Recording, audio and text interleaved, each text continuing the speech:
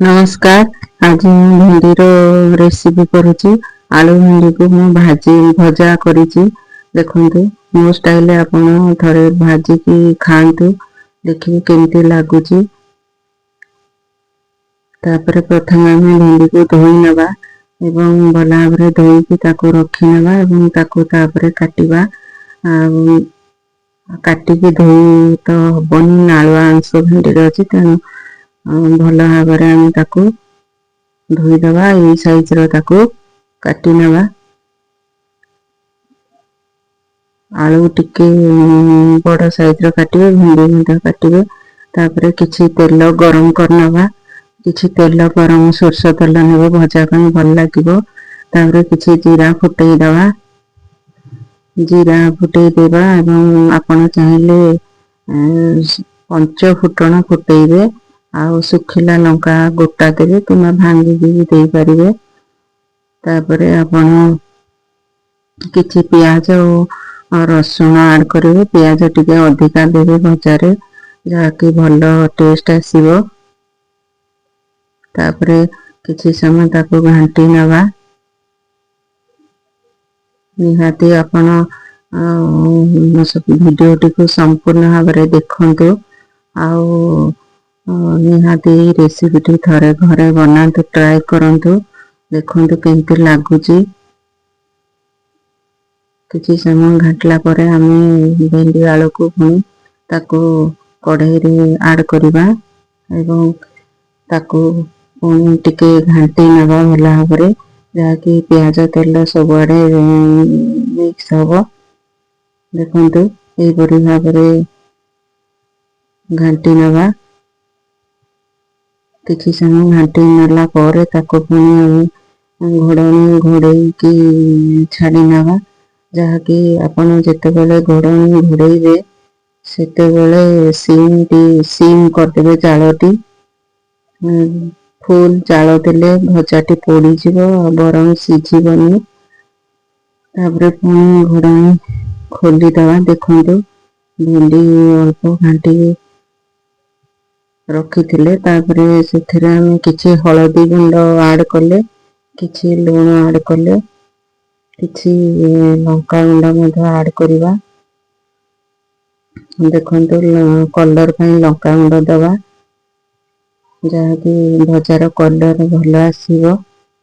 आपण निश्चित भाବରେ रसुण टिको ऐड करिवे, जाकि भजाटीर फ्लेवर भल आसीबो खाइया ପାଇଁ।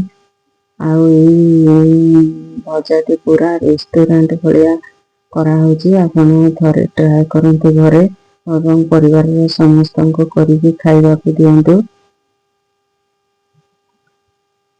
देखंतु एई परि भाବରେ भजा को लगातार मझिरे मझिरे घांटियाको पड़िबो। तापरे पुणी देखंतु ढांकुणी खोलिकी देखिबा, किछि समय ପାଇଁ छाड़ी देइथिले घोड़नी। भजाटी को बारंबार जेतेबेले आमे घांटिबा टिके जाल अधिका करदेबा। घोड़नी को पुणी जेतेबेले ढांकिबे, निहाती भाବରେ ताको जालटी टिके कम रे रखिबे, जाकि सिझिबो। आतो तले कढ़ाई रे लागिबनी। भजा जेकोसी परिवार भजा आम मानकु खाइया ପାଇଁ भल लागे, तेणु आलू भिंडी मध्य बहुत भल लागिबो खाइया ପାଇଁ। आपण माने भी भल पाउथिबे खाइया ପାଇଁ। तापरे किछि समय पुणी ढांकुणी घोड़ई नवा एवं जालटी को सीम करनवा। पुणी देखंतु घोड़नी को खोली नवा। देखंतु भजार कलर अल्प सिझी आसलानी।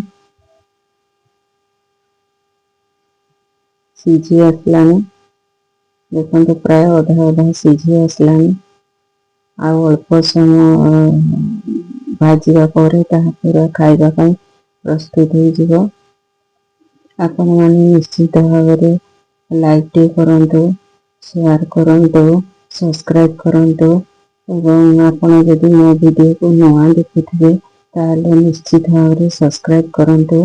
किंबा कहिबारे किछि मोर त्रुटि यदि रहि जाइथिबो ताले मते क्षमा देबे। आपण मानको अनुरोध, निश्चित भाବରେ संपूर्ण भाବରେ वीडियोटी देखंतु। तापरे पुणी भजा को आमे ଦେଖିବା। ଦେଖନ୍ତୁ କେତେ ବଢ଼ିଆ ଦେଖାଯାଉଛି ଭଜାର କଲର। ଏହିପରି ଭାବରେ ପୁଣି ତାକୁ ଟିକେ ଭଲ ଭାବରେ ଘାଣ୍ଟି ନେବା। ଆପଣ ଶୁଖିଲା ଲଙ୍କା ବି ପକେଇବେ, ଯାହାକି ଫ୍ଲେଭର ଭଜାର ବି ଭଲ ଆସିବ। ତାପରେ କିଛି ସମୟ ପରେ ଆମେ କିଛି ଜିରା ଗୁଣ୍ଡ ଆଡ୍ କରିବା, ଧନିଆ ଗୁଣ୍ଡ ଆଡ୍ କରିବା ଏବଂ କିଛି କରି ପାଉଡର, ଯାହା ଆପଣ ପରିବାର ତରକାରୀ କରି ପାଉଡର ଦେଇପାରିବେ କିମ୍ବା ଚିକେନ ମସଲା ଗୁଣ୍ଡ ଦେଇପାରିବେ। ଯାହାବି ଆପଣ ଦେଇକି ତାକୁ ଘାଣ୍ଟିବେ।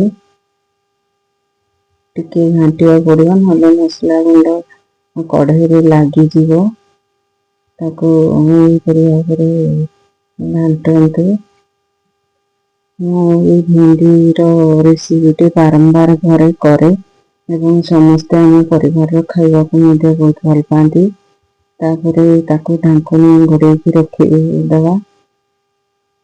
ତାପରେ ଦେଖନ୍ତୁ ଭଜାର କଲର ଦେଖନ୍ତୁ କେମିତି ଦେଖାଯାଉଛି। ଭଜା ପ୍ରାୟ ହେଇ ଆସିଲାଣି।